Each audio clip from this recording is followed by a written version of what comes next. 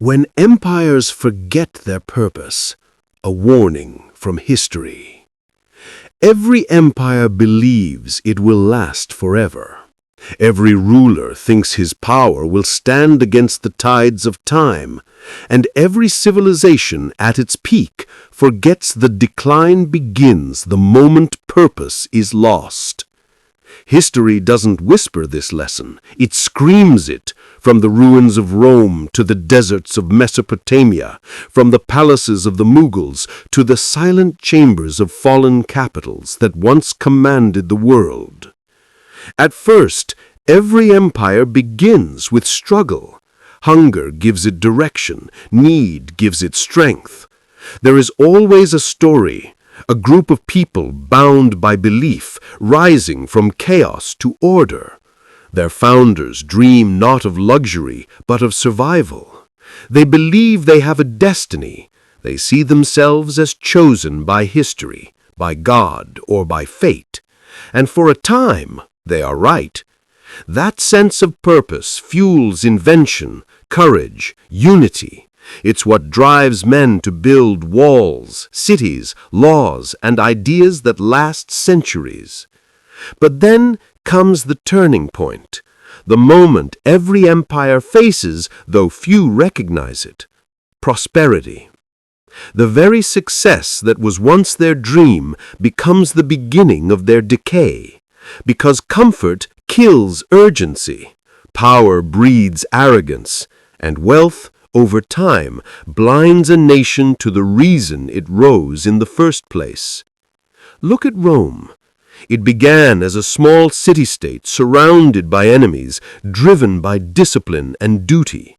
Roman citizens were farmers and soldiers. They fought, built, and believed in a shared destiny. But centuries later, the same empire that conquered the known world began to rot from within. Senators fought not for Rome, but for themselves. Armies pledged loyalty not to the Republic, but to gold. Citizens demanded bread and games instead of honor and service. And when the final invasions came, the people who once ruled continents no longer had the will to defend their walls. Rome didn't fall in a single day. It fell piece by piece, through every forgotten principle and every corrupted heart.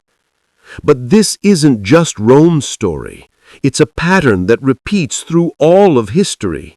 The Abbasid Caliphate, the Ming Dynasty, the Ottomans, the British Empire, all rose from a fire of belief and purpose, and all declined when that fire went out. The details differ, but the rhythm is the same. A people rises through unity, hard work, and sacrifice. They prosper, they forget, they decay. In the early days of the Abbasids, Baghdad was the heart of the world, a city of scholars, scientists, and poets. Knowledge was sacred. The caliphs saw wisdom as divine. They translated the works of the Greeks, studied the stars, and pushed medicine and mathematics beyond imagination. But generations later, when politics, wealth, and pleasure replaced purpose, the empire lost its direction. When Mongol armies stormed Baghdad in 1258, the rivers ran black with the ink of burned books, a perfect symbol of a civilization that once worshipped knowledge, but died in ignorance. History doesn't punish, it teaches.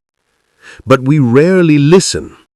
Every generation believes it's different, that we have learned from the past, that our world with its technology, democracy, and comfort is immune to collapse. But is it? Empires today don't always wear crowns or command armies. Some are made of corporations, economies, and ideologies. They build their empires in cyberspace, in markets, in influence. Yet they too show the same signs of decay: greed without purpose, division without unity, knowledge without wisdom. When purpose fades, what replaces it? Entertainment, distraction, the endless pursuit of pleasure. We scroll through digital colosseums, watching the new gladiators of attention battle for our gaze. Bread and circuses have simply gone online. And like the Romans, we feel powerful, while quietly forgetting why we ever built anything at all. There's a line from philosopher Will Durant: "A great civilization is not conquered from without until it has destroyed itself from within." It's true. External enemies rarely end empires. Internal rot does. Corruption, inequality, loss of shared identity, these are the silent earthquakes that crumble nations long before invaders arrive. Think about the British Empire, the largest in human history. At its height, it ruled over a quarter of the planet. But by the mid-20th century, it was exhausted, morally and financially. The empire that had once justified itself as a civilizing force was now questioned from within. Its own people had lost faith in the mission. Its colonies demanded independence, not just out of rebellion, but out of a truth the British could no longer deny. Their empire had outlived its purpose. And yet, even as history repeated, the world kept building new empires. America, the Soviet Union, China's modern rise, and the invisible empires of digital power. Each believes it can manage what the others could not, to stay powerful without losing purpose. But no empire ever truly believes its decay has begun. The first signs are too subtle to notice. A little corruption here, a little inequality there, a loss of truth in public life, a growing apathy in citizens. By the time decline becomes visible, it's too late. The Roman poet Juvenal once wrote, "Who will guard the guardians themselves?" He meant that when those in power answer to no higher principle, decay is inevitable. Institutions can survive wars, but not cynicism. Laws can hold nations together, but only while people still believe in justice. Once that faith dies, no constitution, no army, no flag can save what's already hollowed out from within. The question then isn't whether empires fall. They always do. The question is, why do they forget why they rose? Maybe because purpose requires humility, a recognition that power is only a means, not the end. The founders of every great empire understood this. The Romans called it virtus. The early Muslims called it iman. The Chinese emperors spoke of the mandate of heaven. Each was a way of saying the same thing. Legitimacy is moral before it is military. Lose the moral center, and you lose everything that follows. Today, our world stands on the same precipice, not of invasion, but of meaning. We have wealth greater than any empire before us, knowledge beyond comprehension, power that can reshape the planet itself. Yet, what do we believe in? We've mastered the art of comfort, but forgotten the discipline of purpose. Our ancestors built monuments. We build algorithms. They sought to understand the stars. We seek to trend on screens. We tell ourselves we're advanced, but in truth, we're often just distracted. If history teaches anything, it's that decline doesn't feel like decline while it's happening. It feels like normal life, until suddenly the normal collapses.